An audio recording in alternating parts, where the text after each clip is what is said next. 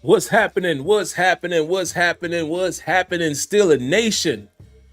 Welcome to the latest episode of Terrible Towel Tuesday. I am your host, SimFBallCritic, SimFBallCritic, whatever you want to say.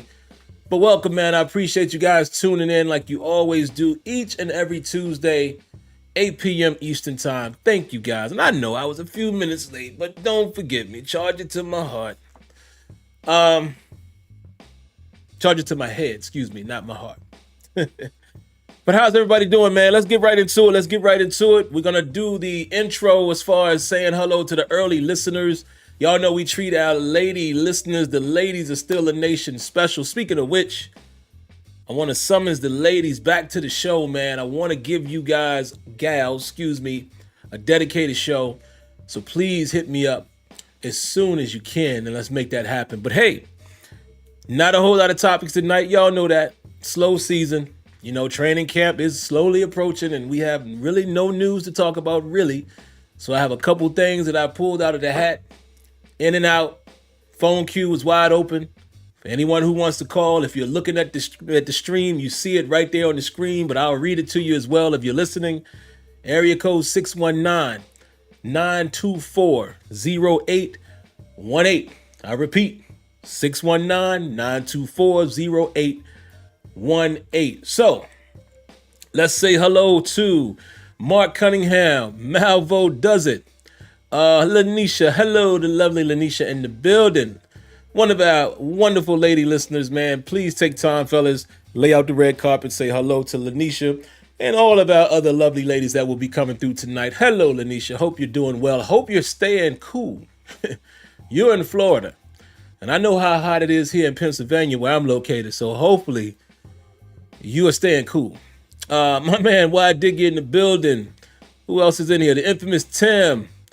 Relfax, Joshua Shields, and anybody else. My good brother Kenyon in the building. Woof! Kenyon. Boy, that House of Dragon. You know, Kenyon and Tony saw it before I did. I watched it last night, and oh my lord. Thoroughly enjoyed episode 4 of House of the Dragon. But anyway, guys, let's get into it, man. What are we going to talk about? Steelers stuff. What do we have here? My 3 topics of the night, man. Quick, fast. Like I said, phone queue is wide open if y'all want to call in. And let's make sure that you guys can hear me. I see area code 302 and 803. If you guys can confirm in the chat that you can hear me in the phone queue, because y'all know sometimes Blog Talk Radio try to disrupt our flow. So let me know that you can hear me via the phone queue. What I'm going to talk about tonight, guys, my main topic, of course, I got a big question for Omar Kahn. We'll get to it. A player to keep an eye on. We've been saying this since mini rookie camp, since the draft, but now I saw an article about it as well, so I thought I would revisit it. Beanie Bishop, which also will be in adjacent or in connection to Cam Sutton. And I want to talk about Mike Tomlin's fair but not equal approach. And I want to pick you guys' brains and see how y'all feel about that. So what I will do, let's start with the Mike Tomlin fair but not equal approach. I see this quite often, and I'm not accusing anybody of anything, but I know during this slow news cycle, it's hard to find things to talk about. Shout outs to my good people over at SteelersDepot.com. And to be honest, if I know them the way I know them, okay, thanks, Tim. He says we're good on the phone. If I know the good people at Steelers Depot the way I think I know them just for being a follower of their podcast and site, some of these things are not necessarily the sexy topics. They run a website for a living as well as conduct a podcast for a living, but the website is what they do for a living. Okay, that feeds the bills. So I say that to say you have to come up with news. And again, I'm not criticizing Steelers Depot for coming up with this topic because it's been floating around for many years, but I just happened to see it on their site. And I said, you know what? I'm going to address that. So for many years, people have talked about Mike Tomlin's approach to players. He's always said, even out of his own mouth, he's fair, but not necessarily equal, meaning that, hey, I'm going to treat everybody fair, but, depending on who you are and what you've done and what you do, the outcome might not be as equal as the next person. And here's my approach to that. I'll give you a perfect example. I've said here many times on this show that, in my profession, I am a manager. I'm in management. Myself and two others, we manage a team of people. We are a trio of management. My boss is the VP, and then myself and the other manager, we, along with my boss, we manage fairly large, fairly decent group of people, right? And when you're in management, I'll even take this approach. Sometimes we have what you call new hires, right? Sometimes what we do is we bring in temporary employees so we could try them out a bit before we make them permanent. Now, a temporary employee doesn't have the latitude to come in late often. I mean, mistakes happen, right? I'm just giving you a small example. Mistakes happen. Emergencies happen. We understand that. I'm very understanding as a manager. But you don't have the latitude to keep coming in late, showing up well after time when it's supposed, time for you to start, or missing days. And you just got your foot in the door and you're missing day after day after day. Whereas a veteran, someone who's been there for a long time, has more latitude to do that. They don't have a pattern. So occasionally, something comes up, they have to call out. No problem. They run in a few minutes late here and there. No problem. Because we know who that person is. We know what they bring to the table. We know what type of worker they are or the value that they add to our overall team. So they might get away with more than the newbie would get away. And that's how I feel about Mike Tomlin's approach. I don't understand the problem here for those who have a problem with that. I've seen many people say, it needs to be a tighter ship and everybody is equal. And yeah, he said fair, but everybody's not equal. Do we as a Steelers fan base really have a problem with Ben Roethlisberger able to do things that others can't?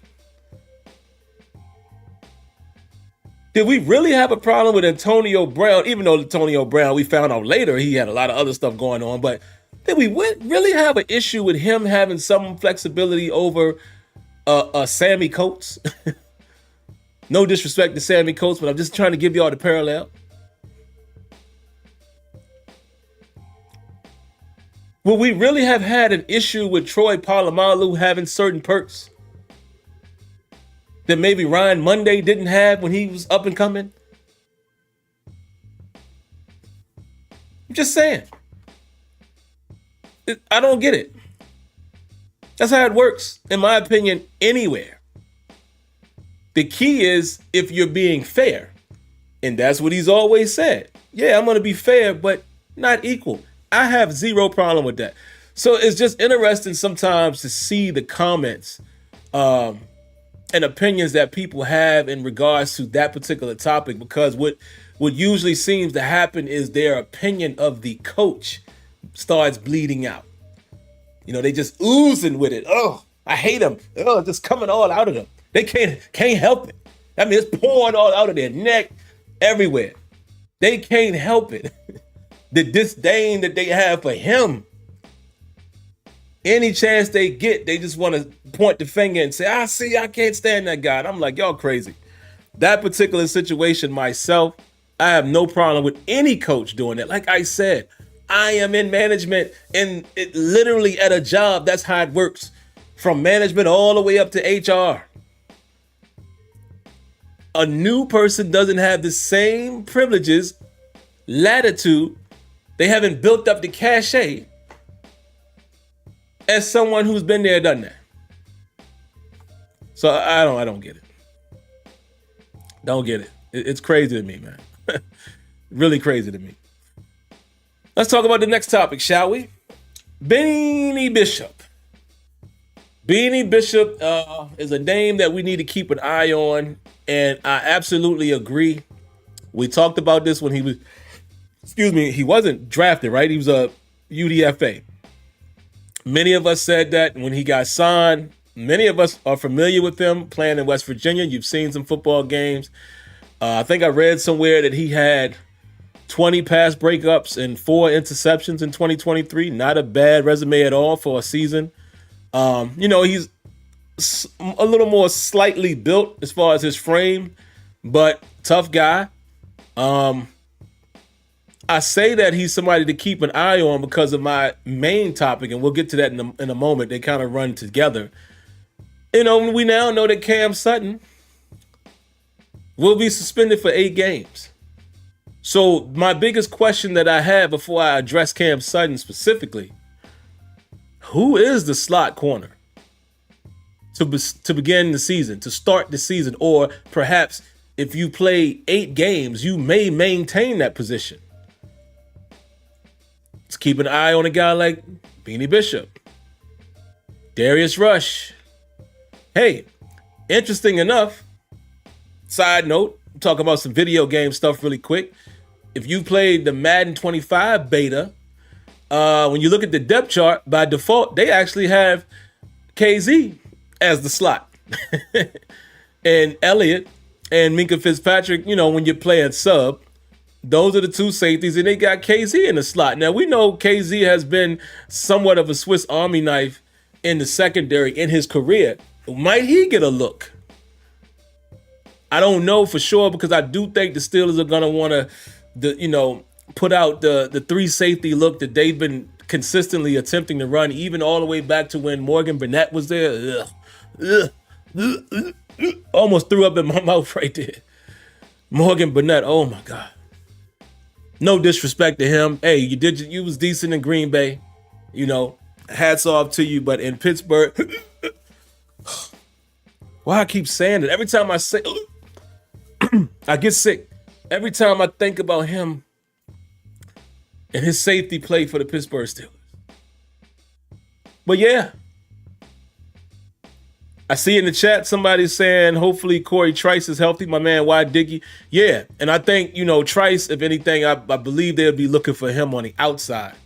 But, you may just be mentioning that. You might not be talking specifically about slot corner. But yeah, all in all, your point, I'm agreeing with you, man. I hope that guy is healthy, because I would love to see what he could potentially bring to the table on the outside. So, yeah, very good question, man, as far as who's going to be the slot corner. Because like I said, that 3 safety look, again, dare I repeat, they've been trying to do that since the guy from Green Bay. I can't even say his name without throwing up. Man. So I would imagine that the Steelers are still going to want to put out there. They're going to put a look out there with Minkah and KZ. And again, KZ has his name back to start the season. And Deshaun Elliott. And I'm definitely in favor of that. So we'll see, man. We'll see what it looks like as sub package. Because last but not least, my final main topic of the night. Again, phone line is wide open, guys, if y'all want to call in. We're rolling right through this one.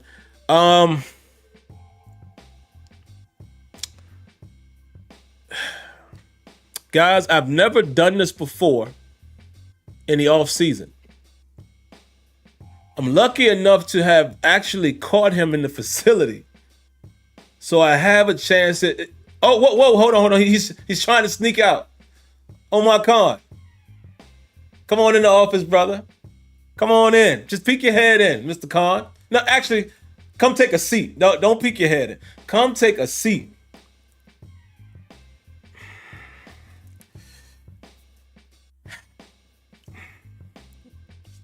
Testing. Is this thing on?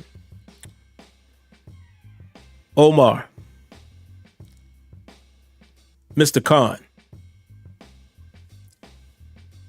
Kahn artist. I have a question for you.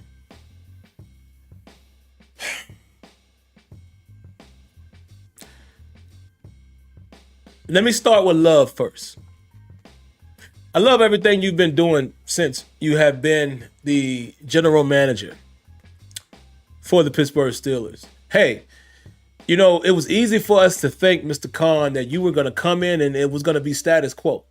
Because, you know, all these years you've been sitting right there alongside Kevin Colbert. So one could imagine that, hey, it might be status quo. Very similar to, you know, how I'm talking about you, Coach T. You don't have to come in here, but Coach T, I'm talking about you. Have a good evening. One could imagine it may have been similar to how Mike Tomlin has done his thing with the coordinators and such, right? You know, when Fichtner takes the job, and then here comes, Matt Canada, and I mean, all the offenses kind of, you know, Matt Canada threw a couple little cute jet sweeps and stuff like that, but for the most part, the offense was the same. I guess it's because of Ben Roethlisberger, but hey, you could kind of say the same thing on defense, even though the defense has greatly improved since Keith Butler, you know, was not retained. And Keith Butler had a couple good seasons as well. But you understand what I'm saying. Largely, most of us in the fan base, Omar Kahn, would say that everything is status quo with the Steelers. We're finally starting to see some change, and you are a big part of that. You're a huge part of that since you've become the general manager. I've loved everything you've done so far. Couldn't ask for better. You're being aggressive. You're moving around in the draft, and you're signing people that we don't expect you to sign. And hey, I'm going to give you one of these.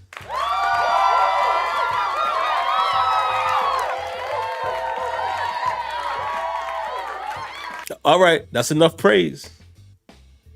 I have one big question for you, Omar Kahn. Can you please explain to me what you were looking to get out of signing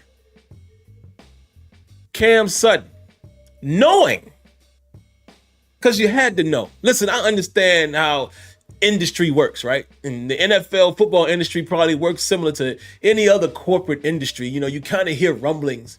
You know, it happens at my job. We kind of hear about things going on and we find out, yeah, that's what I heard.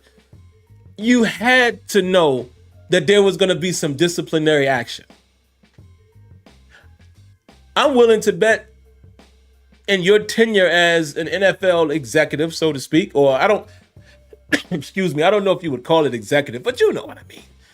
You've been a team facilitator, if you will, coordinator, you know, doing numbers and contracts. Somebody who's done that long and now is the general manager. I'm sure you have an idea of what type of penalty is going to come down, at least a ballpark. And nobody can predict the future, but unfortunately, once the outcome happens, we got to give our opinion based on the outcome. And right now, it looks like egg is on your face. 8 games? And I've seen some people out there trying to save face and say, oh, you know, the Steelers, you know, good for them.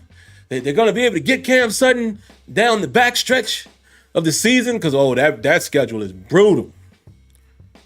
That schedule is brutal after week like 12, I think. I want to say 12 might be the Commanders or 11. But after that, we on a run. Ravens, Browns, Bengals, Browns, Eagles, Chiefs, Ravens, Bengals, like brutal. But ain't nobody gonna sit here and tell me that's what, you know, we patting ourselves on the back because he gonna be back for that. Come on, man. Cam Sutton didn't even play with the Steelers last season, so he has to still prove that he is what he was in the slot when he was originally with the Steelers. Oh, hold on. Interrupt myself for a moment, Mr. Kahn. Hold on. Round of applause to my good brother, Why Diggy, man. Appreciate the donation.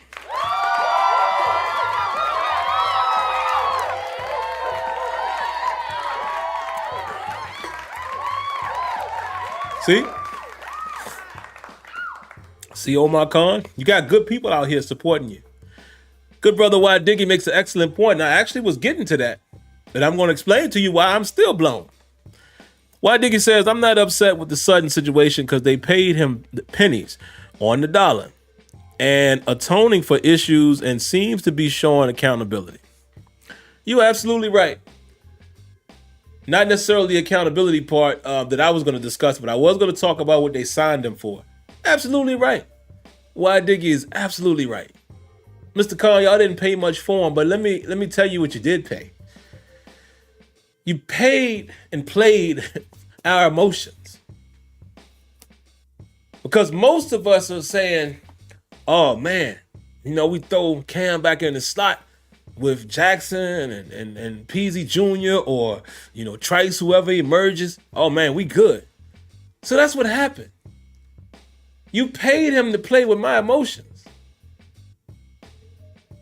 Because this is what's going to happen, Mr. Kahn. I hope I'm not predicting the future, but let's just assume there's some games where we getting lit up in the slot. You know what I'm going to do while I'm watching that game? See, had they addressed the position better instead of depending on Cam Sutton, this wouldn't be happening. That's what I might be saying for about.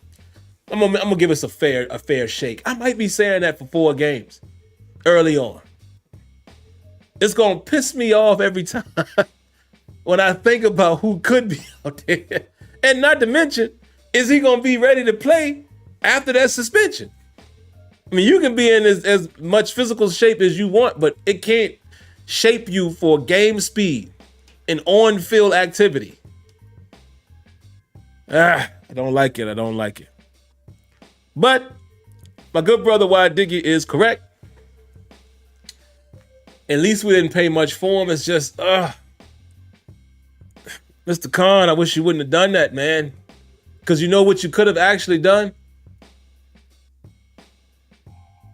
Now, somebody in the comments, correct me if I'm wrong, but can you be suspended as a free agent? And by the way, I'm done with you, Mr. Omar Kahn. So I just had to ask you that question. So now I'm talking to my people now.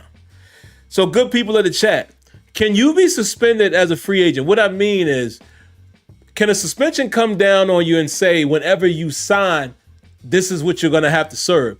Or do they wait until you are on a team to administer the suspension? Kenyon says, yes, you can. So I'm not going to call you back in the office, Mr. Kahn. I know you can hear me as you're leaving. You could have just waited and signed him after the 8 games. Nobody else was going to be in the market for him. Then we wouldn't have to be dealing with the emotion. You know what we would be dealing with after the fact? We would be saying, oh man, maybe he'll help us out. First 8 games was a little rough. See, we would have more optimism. Just saying.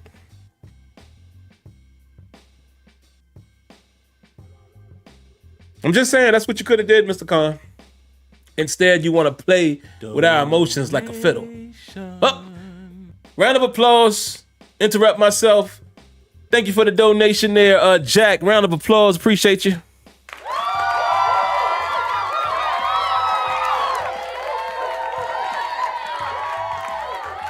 Isn't that something? Jack says, congrats on 200 Terrible Towel Tuesdays. Man, thank you very much, man. Appreciate that. And not to mention, you know, I'm sure there was some of you guys that's been rocking with me for a while. There was a time where I wasn't counting the episodes. So I'm sure I've done more than 200, but I'm going to only count the ones that have a number on it. This is the 200th Terrible Towel Tuesday, and I guess that's somewhat of a milestone, man. So I appreciate that, and you giving me a donation just for that cause. Thank you very much, buddy. I appreciate that. Yeah, man, y'all have had me sitting here for 200 times. Y'all have seen this ugly mug. Appreciate y'all, man. And some of y'all come back and keep coming, and y'all here every week. Love it, man. So yeah, it's a blessing. It's a blessing to do something, you know, in your spare time that you enjoy with wonderful, beautiful people like yourselves. So, all right, man, that's all I got. Let's get to the phone queue, man. Let's see who's in the phone queue. Let's see what we got.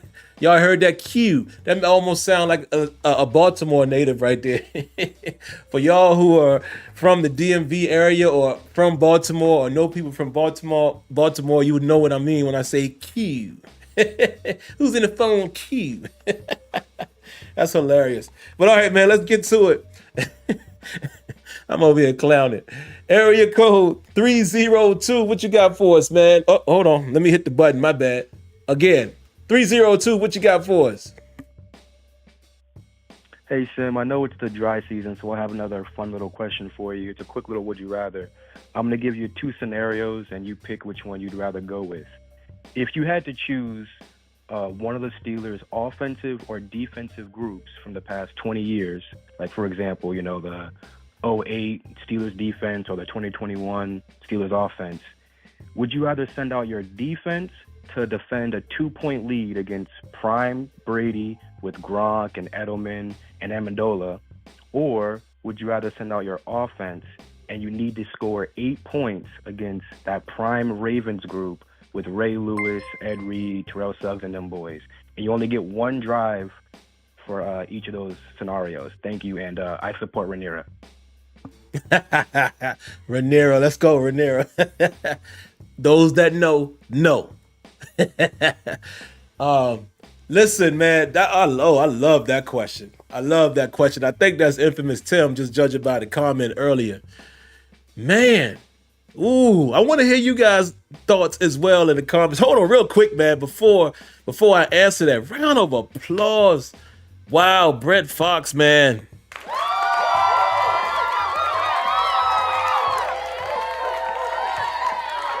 Man, Brent Fox has been an extended family member for 33 months. Let me explain to you guys why that's so humbling, and I love it. I can't appreciate it more. You know, extended family is when you join the channel. You know, it's a little fee. It's $4.99 a month, and during the season, I give some off. Not off, but I give some special content, you know, exclusive content. And hey, these video games are starting to come out. I'm going to start giving you guys some more special content, even outside of football. So thank you. But I couldn't be more, you know, humbled by that, man. 33 months paying a monthly fee. He's treating me like a phone bill, like rent. You know, I'm a part of his monthly cycle.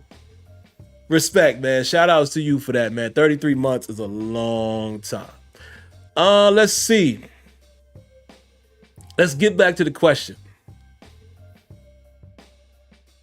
Yeah, you do, Tim. That's a banging question. Honestly, let me explain why I'm going to go with offense. My heart of hearts want to go with a Steelers defense because the Steelers defense has done many special things for us. The Troy Polamalu's of the world and the James Harrison and the Super Bowl. Oh, man.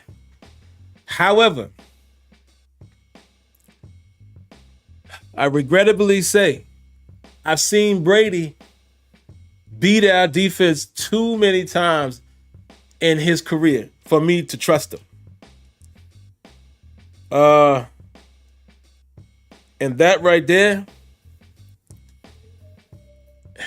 it scares me because it ain't just the players. When you talk back to that particular defense, what I think we talking Keith Butler, maybe Dick LeBeau, but I think it was Butler.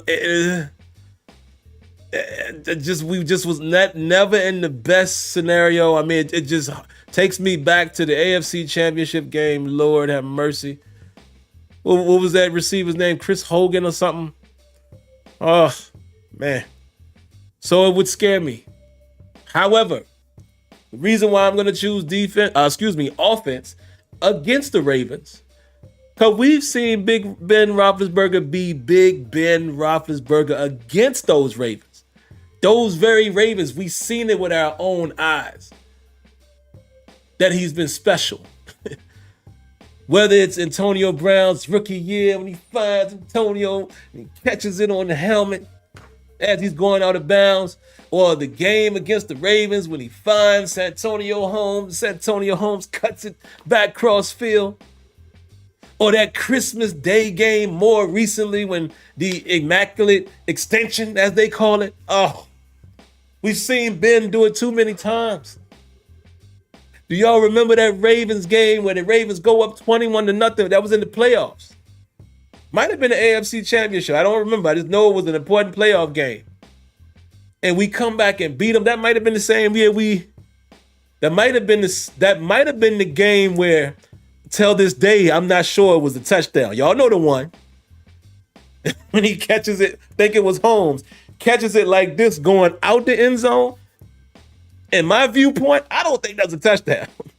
And I was scared that they were not going to overturn it because you couldn't really see that the ball had crossed. His feet were in the end zone. I'm just saying. But that year, I think that was the year where we beat them 3 times in a season. See, I've seen Big Ben do that. So that's why my gut, and it also takes me back to Tomlin's, that quote, that clip that they float around from time to time when Tomlin says, hey, if we win the toss, I want the ball. And Ben Roethlisberger say, hey, that's the number 1 defense in the world. And Tomlin says, yeah, I got you. That's how I feel. I seen it with my own eyes. We've seen Ben do that to the Ravens against that specific Ravens team more than we've seen at any of our defensive stop Tom Brady in that situation. So, man, Tim, woo, outstanding question, man. Appreciate that. Let me just see for a second what y'all got on that. Oh, Tim said he's taking the defense. Okay, I ain't mad at that. He says you get one drive to either stop Brady and you're up by 2. Okay, yeah, that's the same question. I think he's just putting it in the chat. Nah.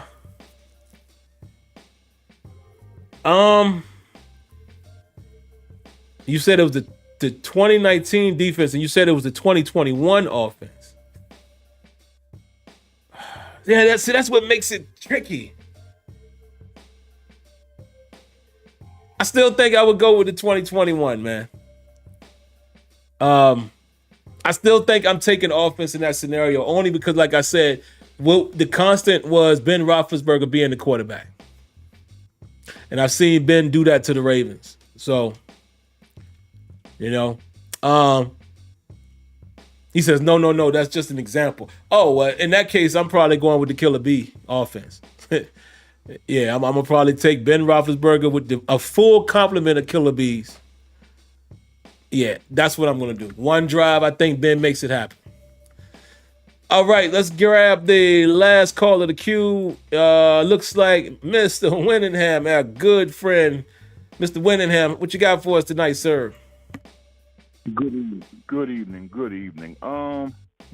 This guy, he got me thinking, but I have to go with our offense, mainly because 2008 and 2010, our defense kind of got gashed a little bit.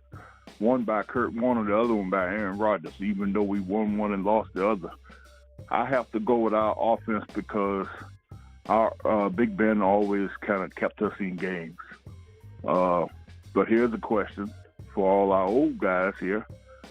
Who would you take, the 2000s 3-4 defense or the 70s 4-3 steel curtain defense? Those were 2 great defenses in obviously different eras. Thank you so much and have a good night.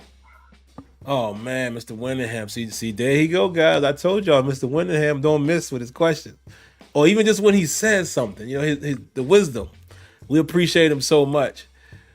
Answer that question for him, guys. Again, I wasn't, I didn't have the ability to watch the steel curtain in real time. I've only seen footage. But... and I do remember the 03-04 defense. Well, I'll say it like this. I'll give my opinion based off of a few factors. like I said, I didn't have the luxury to watch the 70s Steelers in real time. But I would say 2003 and 2004 was still a running game, right? It still was a running, run first type of offensive football then, as the same as it was back in the 70s. And I'm only making my decision just based off of that. Again, not comparing the two defenses, because I can't rightfully do that from a visual standpoint. I didn't watch the 70s teams. But knowing who was on that team and the statistics, and we're talking about an era of football where it's still run first, I'm probably going to take the curtain. I mean, it would be hard pressed to not take the steel curtain in a run first type of offensive league where there weren't many passes. It would be very hard for me to not take the steel curtain just because of just that front line. Oh gosh. I mean, we've seen something similar to that in terms of effectiveness in modern day football. For those of you that remember, them Giants teams, man, when they broke out the NASCAR package, with that front, with Tuck and Uranuma. I can't remember how to say his name. O.C. Uranura. I'm probably pronouncing his last name wrong. No disrespect, O.C. But Tuck, O.C., JPP, and Strahan. Y'all remember how dominant them boys was? And that's the equivalent in old school football of how dominant the steel curtain front four was. And then them backers. And then Mel Blount and the boys. Like, come on, man. I got to go with that. Mel Blount, big corner. The Donnie Shells of the world. Dog, you got to go with the steel curtain. You know what I mean? Just off of that. Again, like I said, I would love to hear you guys' thoughts, that you guys who had the ability to compare the two.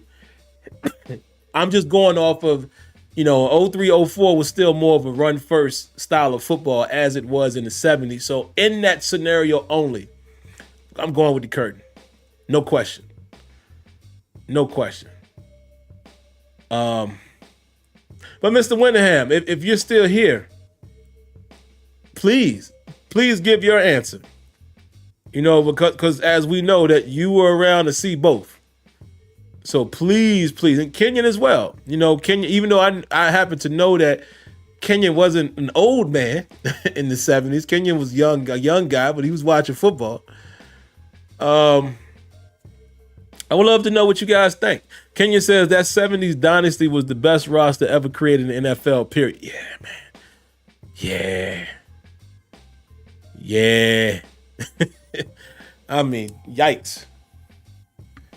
And they was nasty too. Like, that's the funny thing, man. Like, Joe Green seemed to be such a nice, pleasant guy, but he earned that Mean Joe Green name, man. When you just watch how he played, they was nasty with it. God, oh my God. Jack Ham, Lambert, like, come on, man. It was, incredible. Man, please keep them coming, Tim, man. I love these type of questions, man. I really do. Mr. Winningham. And I already knew where Mr. Winningham was going because, again, Mr. Winningham has that old school Steeler mentality, man. He's all about the trenches, and a guy like that's always talking about the offensive line play, you better believe that it's both sides for him. So I already knew what your answer was going to be there. So I just wanted you to put it in the chat. Too many Hall of Famers. Absolutely. So guys, I don't have nothing else, man. I will give you guys about 5 more minutes. Probably not even that long. That's just the generic time frame. A couple minutes. Let's see what else y'all got in the chat, and then I'm going to get out of here. Kevin Brockenbrow says, I know them teams was like, yeah, he says he know teams was like, damn, we got to play them. Absolutely. Ain't nobody was trying to see them, man. Nobody trying to see them. What? Got to interrupt myself, man. A round of applause to my man, Victory. Asher, haven't seen you in a while, man. Good to see you. Thank you for the donation.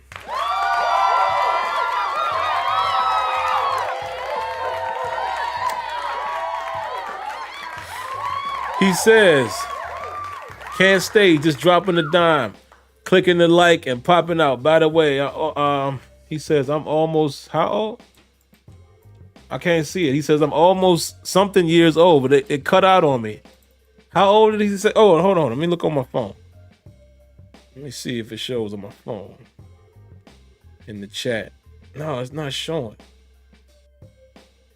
Y'all help me out. What did he say? He's almost how old? But he says, I'm almost blank years old. I watch both D's and I'll take the steel curtain for 200, please. Yeah, man, I think it would be very hard to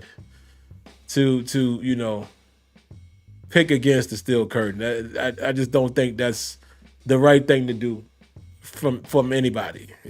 You got to go with the steel curtain. Come on, man. One of the best defenses all time. All time.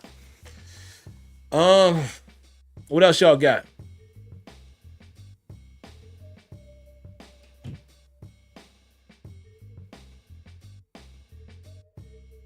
What else y'all got? Y'all got anything else?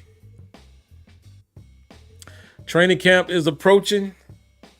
Let me see if I can find out when does it start. Let me see if I can find the date for you guys. Should be coming up fairly soon. Let's see. Does it show? Well, I can't find it quickly, but it's usually July 20 something. So slowly approaching. It'll be here before you know it, man. And, that's when things start to ramp up, where we'll be talking about what we're hearing from training camp. The lovely people at Steelers Depot, they do an outstanding job, man. An outstanding job covering the team. Alex Kazur coming back with his report. So there'll be much for us to talk about. I don't see the date, though. I don't know why I can't find it, but I'm sure it's July 20. Oh, here it is. Begins on July 25th. So what is today? July 9th. Yeah, so about 2 weeks away. And we'll have training camp. But all right, good people, man, I'm going to go ahead and get out of here. I've talked to you guys long enough tonight. Again, thanks everyone for coming through, spending some time tonight. Thank y'all, man, for being supporters. 200, yeah, that is quite a milestone, I guess you could say. So I thank all of y'all, man, for hanging in there, rocking with me that long. Much more to come. We just getting started. Why is that light? Yeah, these lights are all clouding my picture back there. I got to move them out the way. But thank y'all, man. Y'all know the routine, man. Listen, if you haven't already and you like the video, make sure you hit the like button. Also, all I ask you to do, if you like the content, subscribe to the channel. Last but not least, turn on the bell notifications so you know when videos are streaming like tonight or have been uploaded if it's a pre-recorded broadcast. Outside of that, man, y'all know the routine. Make sure you guys stay safe, stay healthy. God bless. Good night. And like always, thank y'all for tuning in, and I shall catch you in the next one. Peace.